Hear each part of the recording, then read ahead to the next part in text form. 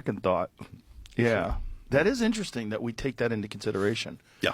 That we do. Like, if you've had time to think about it, you're a different kind of person than person that acts in the act. Sure. Yeah. You're in your animal act of brain. passion. Yes. And I found this out.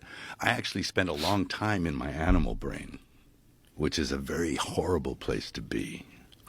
And When you say that, what do you mean by you've spent a long time in your animal brain? you're in flight or fight Right. all the time.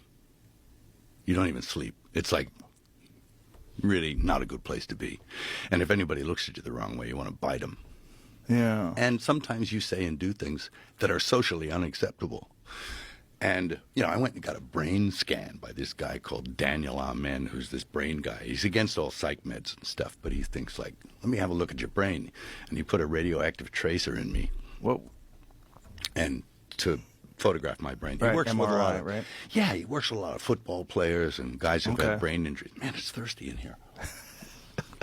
But, so he looked at my brain and he was like, and he opens the file and I'm in there with the guy and he looks up and he goes, "Are you okay?" And he goes, first he went like this. And I said, "What?" And he went, "Are you okay?" Like that. And I said, "Yeah, I think so." And he came over and he sat next to me, but very slowly and cautiously. And he says, "No, you're not." And I said, "What do you mean?" He says, "You got the worst case of PTSD I've ever seen." And I said, "You mean like even worse than guys in war and shit like that?" And he goes, "Yeah." And he says, "You're not okay." Jesus Christ. And I was like, I started to well up, like, no, I'm not. It's like, Oh, boy. and it was, he had a very miraculous and great remedy for it, which was to eat a bunch of fish oil, vitamin B complex, and get into a hyperbaric chamber for 40 sessions. But make sure you do at least 2 or 3 a week. Ah.